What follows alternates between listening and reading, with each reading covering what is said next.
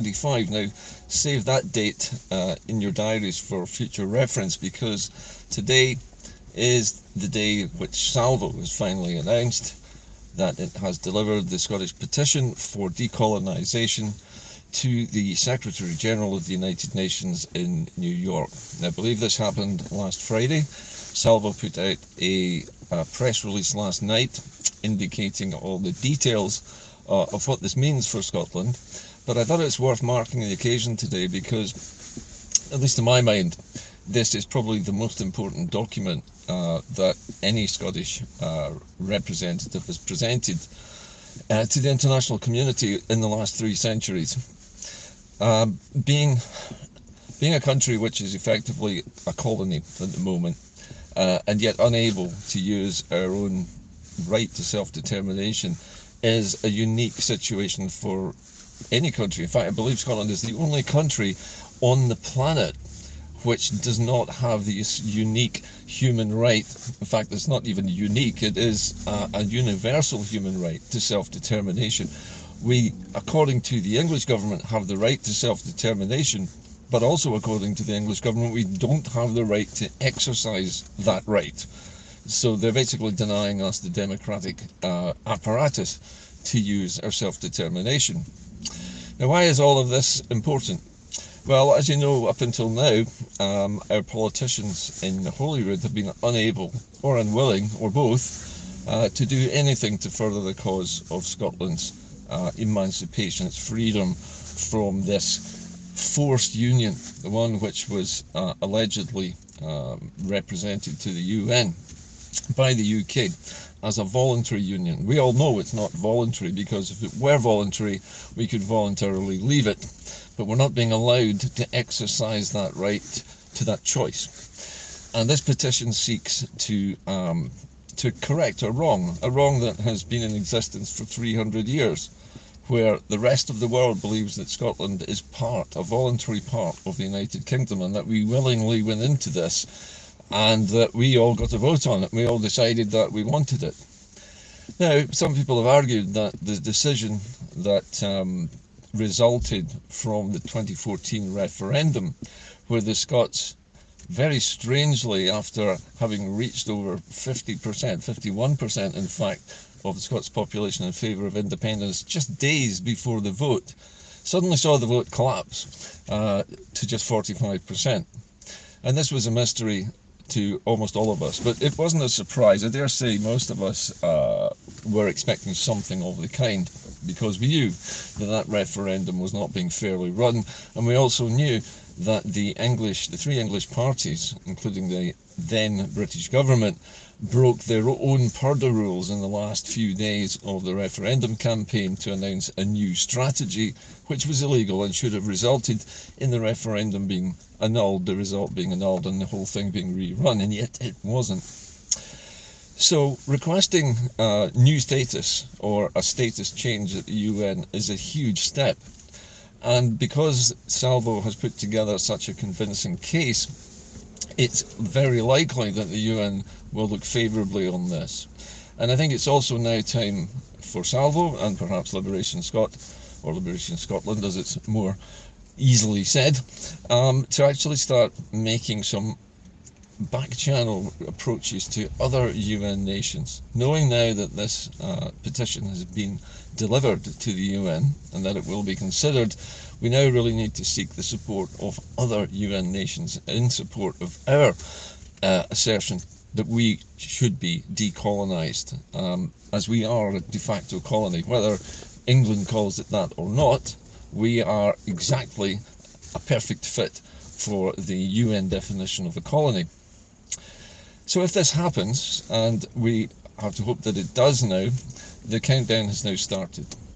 But this is something which our own government should have done many, many years ago, and yet they didn't. Perhaps they felt they couldn't, perhaps they were threatened that if they did, there would be trouble for them personally, or for their parties, or for the rest of the country in general. Whatever the reason, the people themselves have finally taken that step.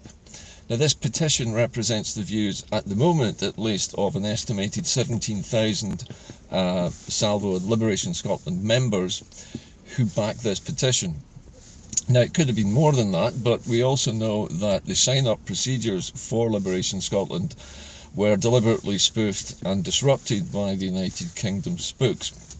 300 spoof sites were set up to basically lead people away from signing up to Liberation Scotland because the British state viewed it as such a threat to the continued existence of the Union. And so it's not reached the levels that was expected of it. However, that doesn't matter.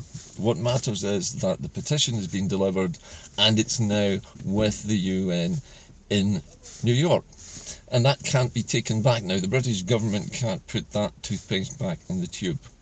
So what happens next? Well, in a few months' time, we should hear from the UN, and there will be, this motion will actually need to be discussed at the UN amongst all the member states about whether Scotland does qualify for decolonisation or not. And I believe that the criteria are filled so completely by Scotland that it fits into the definition so perfectly that nobody could come to any other conclusion.